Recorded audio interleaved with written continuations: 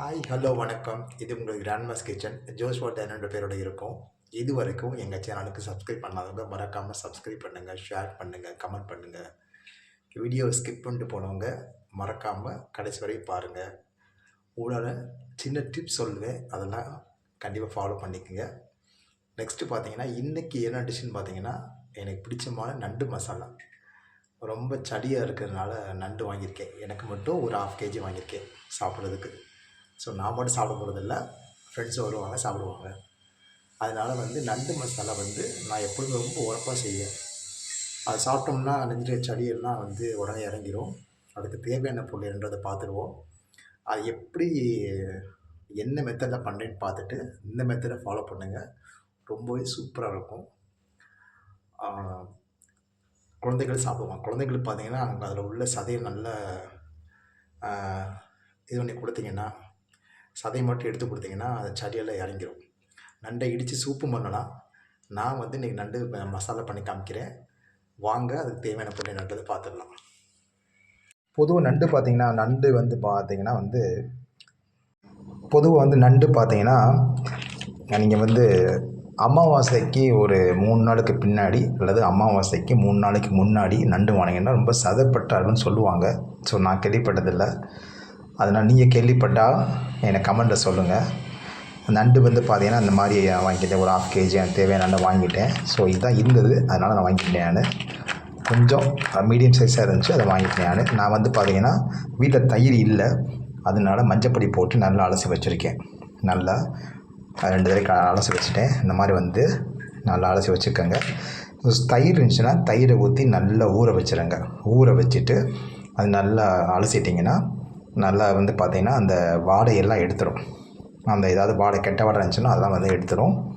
Next பார்த்திங்கன்னா மசாலாவுக்கு தேவையான பொருள் காமிச்சிட்டேன் உங்களுக்கு. இதில் பார்த்திங்கன்னா தக்காளி எடுத்திருக்கேன். தக்காளி எனக்கு புளிப்பு அதிகமாக பிடிக்கும், அதனால் புளிப்பு 3 தக்காளி எடுத்திருக்கேன். உங்களுக்கு புளிப்பு பிடிக்காத அப்படின்னா 2 தக்காளி எடுத்துக்கோங்க. இதில் பார்த்திங்கன்னா சில ஊர்களில் பார்த்திங்கன்னா அந்த நண்டு மசாலாவுக்கு கொஞ்சம் புளி ஊற்றுவாங்க. புளி அல்லது லெமன் ஊற்றுவாங்க. ஓகேவா? ஸோ லெமன் ஊற்றலாம், புளி ஊற்றிக்கலாம். நான் தக்காளி அதிகமாக எடுத்திருக்கேன், அதனால் புளி ஊற்றலை. நெக்ஸ்ட்டு பார்த்திங்கன்னா இஞ்சி எடுத்திருக்கேன். கொஞ்சோன்னு தேங்காய் சீட்டு எடுத்திருக்கேன். தேங்காய் பார்த்திங்கன்னா நல்லா சில்லாக போட்டிருக்கேன். நெக்ஸ்ட்டு வெள்ளைப்பூடு வச்சுருக்கேன். வெள்ளைப்பூடு லைட்டாக தான் வச்சுருக்கேன், ரொம்ப அதிகமாக வைக்கல. பச்சை மிளகா 2 வச்சுருக்கேன். ஆக்சுவலாக காரம் காரம் தான். ஸோ பச்சை மிளகா வச்சோம்னா ரொம்ப சூப்பராக இருக்கும், அதனால் வச்சிங்கன்னா பச்சை மிளகா வச்சுருக்கேன். ஸோ இந்த மசாலாவுக்கு வச்சுருக்கேன். இது போக பார்த்திங்கன்னா லாஸ்ட்டு ஃபைனல் டச்சுக்கு பார்த்திங்கன்னா இது மிளகுத்தூள் வச்சுருக்கேன். அடுத்து பார்த்திங்கன்னா என்ன இப்போதைக்கு அந்த முந்திரி பருப்பு இல்லை. ஸோ அதனால் நான் பொரிகள் எடுத்திருக்கேன். ஜீரகம் ஒரு 1/2 டீஸ்பூன் எடுத்திருக்கேன். இது மசாலாத்தூள், இது மசாலா மல்லித்தூள். ஆக்சுவலி இது பார்த்திங்கன்னா மிளகாத்தூள் எல்லாமே 1/2 டீஸ்பூன் தான். அதுக்கடுத்து சோம்பு ஒரு 1 டீஸ்பூன் எடுத்திருக்கேன். 1 டீஸ்பூன் ஃபுல்லாக எடுத்திருக்கேன். உப்பு எடுத்திருக்கேன். நெக்ஸ்ட் பார்த்திங்கன்னா டர்மரிக் பவுட்ரு, மஞ்சள் தூள் எடுத்திருக்கேன். அடுத்து கரம் மசாலா எடுத்திருக்கேன். கரம் மசாலா தூள் ஆப்ஷனல் தான், வேணால் போட்டுக்கலாம் அல்லது வேணும்னா விட்டுடலாம். ஓகேவா? அடுத்து ஆயில், அவ்வளோதான், இவ்வளோ தான். ஸோ இந்த கொடுத்துக்கூடிய பொருள்லாம் நல்லா கிரைண்ட் பண்ணிடணும். கிரைண்ட் பண்ணிவிட்டு இதை மசாலா ஈஸியாக பண்ணிடலாம். அது ரொம்ப சிம்பிள் தான். மசாலா திரும்பவும் சொல்லிடுறேன். மல்லித்தூள், அதுக்கடுத்து மிளகாத்தூள், அதுக்கடுத்து சோம்பு வச்சுருக்கேன், சால்ட்டு வச்சுருக்கேன். அதுக்கடுத்து மஞ்சத்தூள், கரம் மசாலா தூள். பொரிகளில் நான் கெட்டியாக கிரேவி வரணும் அப்படின்ற காரணத்துக்காக தான் வச்சுருக்கேன். இல்லை உங்களுக்கு வேணாம் அப்படின்னா அதை அவாய்ட் பண்ணிடலாம். நான் முந்திரி பருப்பு போடலாம் அல்லது பொரிகளில் போட்டுக்கலாம், போட்டால் நல்லாயிருக்கும். நெக்ஸ்ட்டு ஜீரகம் எடுத்திருக்கேன். ஜீரகமும் இது மட்டும் 1 டீஸ்பூன் எடுத்திருக்கேன். மற்ற எல்லாமே 1/2 டீஸ்பூன் தான். ஆமாம், மிளகாத்தூளும் போடணும். அதுக்கடுத்து இதில் பச்சை மிளகாவும் போட்டிருக்கு. ரொம்ப காரமாக இருக்கும், சூப்பராக இருக்கும். ஸோ அந்த மாதிரி சாப்பிட்டு பாருங்கள், அமேசிங்காக இருக்கும். உங்கள் ஊரில் எந்த மெத்தடில் பண்ணுவீங்கன்னு சொல்லி எனக்கு கமெண்ட்டில் மறக்காமல் எழுதுங்க. ஸோ இதே மெத்தடில் பண்ணாலும் எனக்கு மறக்காமல் கமெண்ட்டில் எழுதுங்க. வீடியோ ஃபுல்லாக ஸ்கிப் பண்ணாமல் பாருங்கள். ஓகேவா? நெக்ஸ்ட்டு பார்த்தீங்கன்னா இந்த கொடுத்துக்கூடிய பொருள்லாம் இந்த மிளகுத்தூள் தவிர்த்து மற்ற எல்லாத்தையும் பார்த்தீங்கன்னா இந்த தக்காளி, இஞ்சி, அதுக்கு வெள்ளைப்பூடு, பச்சை மிளகா, இதெல்லாம் தேங்காய், இதையும் இந்த மசாலா பொருளையும் சேர்த்து நல்லா கிரைண்ட் பண்ணி பேஸ்ட்டாக அரைச்சிடுங்க. அரைச்சிட்டு ஆட்டோமேட்டிக்கில் இது பண்ணிடலாம், குழம்பு வச்சிடலாம். புரியுதா? நெக்ஸ்ட்டு பார்த்தீங்கன்னா நீங்கள் பார்த்தீங்கன்னா ஆரவள்ளி கிழங்கு பார்த்தீங்களா? ஆமாம், கப்பக்கிழங்குன்னு சொல்லுவாங்க சில ஊர்களில். எங்கள் ஊரில் ஆரவள்ளி கிழங்குன்னு சொல்லுவாங்க. அந்த ஆரவள்ளி கிழங்கை வந்து புட்டு செய்யலாம். அந்த ஆரவள்ளி கிழங்கை நல்லா சீச்சிடுங்க. நல்லா சீச்சிட்டு பார்த்தீங்கன்னா, நல்லா சீவலில் வந்து அந்த கேரட் துருவல்ல சீவிட்டு அந்த அந்த துருவலை வந்து நல்லா புழிஞ்சிருங்க. ஸோ புழிஞ்சிட்டிங்கன்னா நல்லா புழிஞ்சு தண்ணி இருக்கக்கூடாது. ஸோ அதோட பச்சரிசி மாவு ஒரு 3 ஸ்பூன் ஆட் பண்ணிக்கோங்க. ஆக்சுவலாக நீங்கள் ஒரு கிழங்கு எடுத்திங்கன்னா 3 ஸ்பூன் அல்லது 4 ஸ்பூன் உங்களுக்கு பச்சரிசி எவ்வளோ தேவையோ அவ்வளோ போட்டுக்கலாம். போட்டு லைட்டாக சால்ட் போட்டு நல்லா வந்து என்ன செஞ்சுக்கிறது, நல்லா மாவு பிணைஞ்சிக்கோங்க. பிணைஞ்சிட்டு ஒரு 10 நிமிஷம் வச்சுட்டு அதுக்கப்புறம் வந்து நீங்கள் புட்டு மாவு வந்து பார்த்திங்கன்னா உங்களுக்கு இட்லி தட்டிலேயே வைக்கலாம். அல்லது வந்து அதுக்குன்னு குழா புட்டு இருக்குது பார்த்தீங்களா, அதுலேயே இருந்துச்சுன்னா நீங்கள் இந்த கொஞ்சம் மாவு போட்டுக்கோங்க. அதுக்கடுத்து தேங்காய் போட்டுக்கோங்க. அதுக்கடுத்து நாட்டு சக்கரை வைங்க. திருப்பி மாவு போடுங்க, தேங்காய் போடுங்க, நாட்டு சக்கரை போடுங்க. இதை போட்டு குழா புட்டு செஞ்சோம்னா அருமையான குழா புட்டு, அந்த புட்டு தயார். புட்டு ரொம்ப சூப்பராக இருக்கும். இதில் பார்த்தீங்கன்னா கொஞ்சம் நெய் ஊற்றி வாழைப்பழம் வச்சு சாப்பிட்டிங்கன்னா ரொம்ப சூப்பராக இருக்கும். வீட்டில் மறக்காமல் ட்ரை பண்ணி எனக்கு கமெண்ட்டில் எப்படி இருந்ததுன்னு சொல்லுங்கள். நான் நிறைய தடவை பண்ணி பார்த்துட்டேன், ஆனால் அது வீடியோ போடலை. இது வீடியோ வந்து கண்டிப்பாக போடுறேன். இந்த புட்டு வந்து ரொம்ப சூப்பராக இருக்கும். சத்தான ஆகாரமும் கூட. மார்னிங் டிஃபனுக்கு ரொம்ப ஏற்றது இந்த கப்பக்கிழங்கு புட்டு. உங்கள் ஊரில் இந்த கப்பக்கிழங்கை என்ன சொல்லுவீங்கன்றதை எனக்கு சொல்லுங்கள். ஓகேவா? ஆரவள்ளி கிழங்குன்னு சொல்லுவாங்க, கப்பக்கிழங்குன்னு சொல்லுவாங்க. உங்கள் ஊரில் வந்து என்ன கிழங்குன்றதை எனக்கு மறக்காமல் எழுதிடுங்க. ஓகேவா? இதை வந்து பார்த்தீங்கன்னா கொடுக்கக்கூடிய பொருளை வந்து கிரைண்டரில் போட்டுட்டு எப்படின்னு செஞ்சு காமிக்கிறேன் பாருங்கள். மசாலா வந்து பார்த்திங்கன்னா அந்த மசாலாக்குரிய பொருளை வந்து எல்லாத்தையும் இதில் போட்டுட்டேன். இதை கிரைண்ட் பண்ணி எப்படி இருந்தது உங்களுக்கு காமிக்கிறேன். வெயிட் பண்ணுங்கள். பாருங்கள், ஃபைன் பேஸ்ட்டாக அரைச்சிட்டேன். ஸோ இந்த மாதிரி நல்லா மைய அரைச்சிடுங்க. நெக்ஸ்ட்டு வந்தீங்கன்னா அடுப்பில் வந்து பார்த்திங்கன்னா சட்டி வச்சு சோம்பு போட்டிருக்கேன். சோம்பு நல்லா வெடிக்கட்டும். இந்த மசாலா போட்டுருங்க. நான் இதில் வந்து பார்த்தீங்கன்னா சின்ன வெங்காயம் சேர்க்கலை. ஸோ சின்ன வெங்காயம் வந்து நீங்கள் வந்து வேணும்னா சேர்த்துக்கலாம். அது ஆப்ஷனல் தான். நான் சின்ன வெங்காயம் சேர்க்கலை. நீங்கள் சின்ன வெங்காயம் வேணும் அப்படின்னா வந்து சின்ன ஒரு 10 சின்ன வெங்காயம் சேர்த்துக்கலாம். பெரிய வெங்காயம் போட்டுறாதீங்க, நல்லா இருக்காது.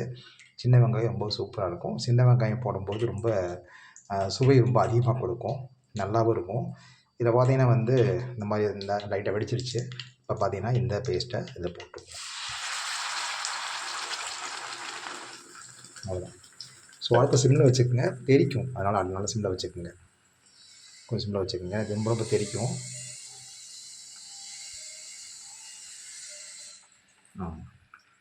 ஃப்ளேமில் வச்சுக்கோங்க போதும்.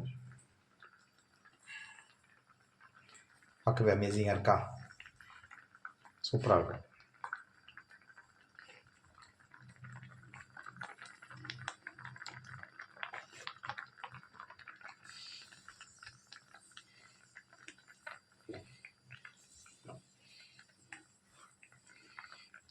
நல்லா பச்சை வடை போட்டோம். இந்த பச்சை வடை போகிற வரைக்கும் நல்லா வந்து கிண்டி விட்டுக்குங்க.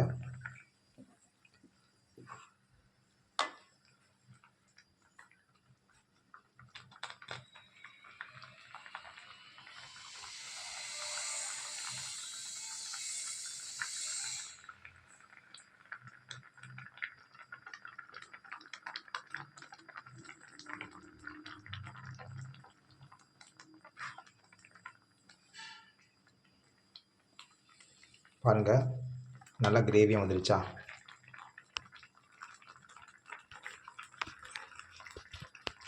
நெக்ஸ்ட்டு பார்த்தீங்கன்னா கிரேவியாக அதை வந்துச்சு பாருங்கள். சூப்பராக இருக்கும் கிரேவி. பாருங்கள், நல்லாயிருக்கும், செம்மையாக இருக்கும் அந்த கிரேவி.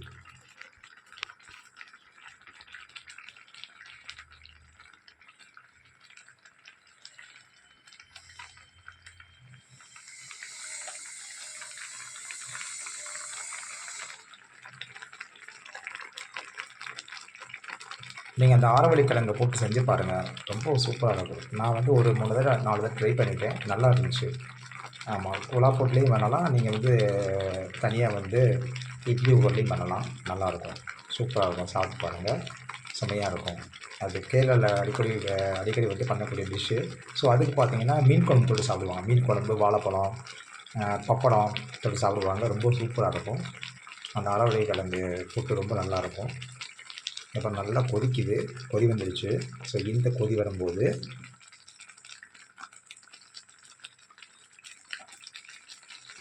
தெரிக்குது பாருங்கள், லைட்டாக சிம்மில் வச்சுக்கோங்க.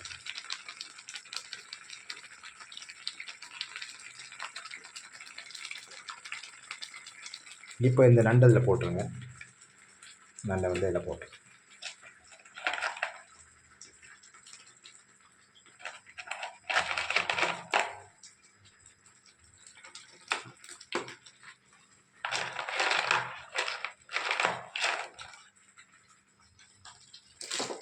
போட்டுங்க. இதை லைட்டாக தண்ணி ஊற்றி அலசிடுங்க, அவ்வளோதான். பாருங்கள், கறி லீவ்ஸ் போட்டிருக்கேன்.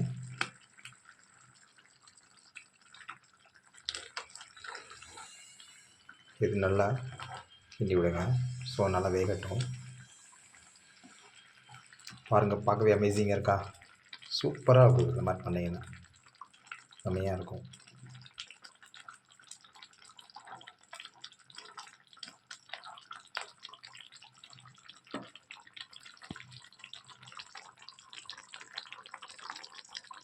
பார்க்கும்போதே அருமையாக இருக்குது பாருங்கள், செம்மையாக இருக்கும். அந்த இஞ்சி பூண்டு நல்ல வடையாக இருக்குது, செம்மையாக இருக்குது வடை. பச்சை மிளகாய் எல்லாமே சூப்பராக இருக்குது வடை. கொதிக்கும் போதே நல்லா வடை கமகமன்னு இருக்குது. நான் வந்து ரீஃபைன் ஆயில் ஊற்றுனேன். உங்களுக்கு வேணும் நல்லெண்ணெய் ஊற்றிங்க. நல்லெண்ணெய் நல்லாயிருக்கும். நல்லெண்ணெய் அல்லது கடலெண்ணெய் ஊற்றிக்கிங்க. நல்லெண்ணெய் மேக்ஸிமம் ஊற்றுங்க. இல்லைன்னா தேங்காய் எண்ணெய் ஊற்றிக்கலாம், நல்லாயிருக்கும், செம்மையாக இருக்கும். ஸோ கேரளா சைடு போய் தேங்காய் எண்ணெய் ஊற்றுவாங்க.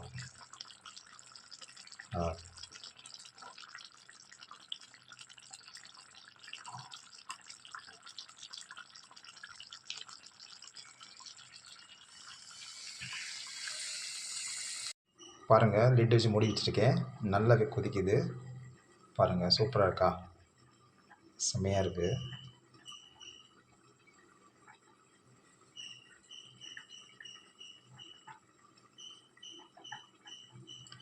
எடுத்துருவோம். பாருங்கள், பார்க்கவே அமேசிங்காக இருக்கா?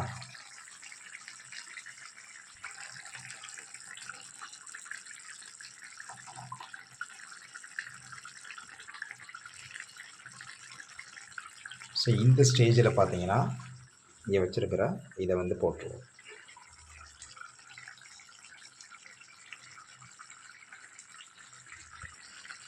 பாருங்கள், மிளகுத்தூள் போட்டோன்னே எப்படி இருக்குது பாருங்கள். நல்லா மஞ்சள் உள்ளது நல்லா பாருங்கள், பிளாக் ஆகிடுச்சு. சூப்பராக இருக்கும். மிளகுத்தூள் போட்டோன்னே நல்லாயிருக்கும்.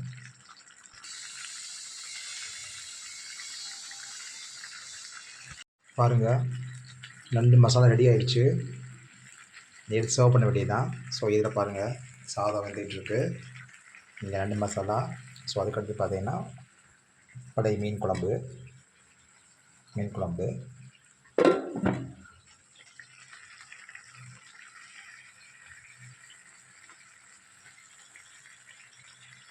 சூப்பராக இருக்கா? செம்மையாக இருக்குது. உங்கள் வீட்டில் மறக்காமல் இந்த டிஷ் செஞ்சு பாருங்கள். எனக்கு மறக்காமல் கமெண்ட் எழுதுங்க. சப்ஸ்கிரைப் பண்ணுங்கள், ஷேர் பண்ணுங்கள், மறந்துடாதீங்க. இதே மாதிரி டிஷ்ஷை ஃபாலோ பண்ணி உங்கள் வீட்டையும் செஞ்சு கொடுத்துட்டு எனக்கு கமெண்ட்டை மறக்காமல் எழுதுங்க. மீண்டும் அடுத்த வீடியோவில் சந்திப்போம். அதுவரை உங்களிடம் விடைபெறுவது உங்கள் டேனியல்.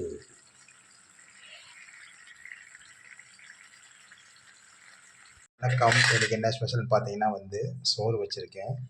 நெக்ஸ்ட்டு வந்து பார்த்தீங்கன்னா வந்து சோறு வந்து சுட சுட இருக்குது பாருங்கள். நெக்ஸ்ட்டு வந்து பார்த்தீங்கன்னா நண்டு மசாலா. வாவ், சூப்பராக இருக்குது. நெக்ஸ்ட்டு பார்த்தீங்கன்னா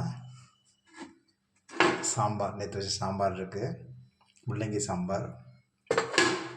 நண்டு மசாலா சூப்பராக இருக்கும். இங்கே பாருங்க, செம்மையாக இருக்கும்.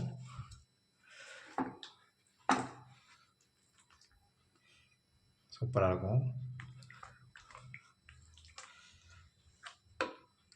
அதுக்கடுத்து நேற்று வச்ச மீன் குழம்பு இருக்குது.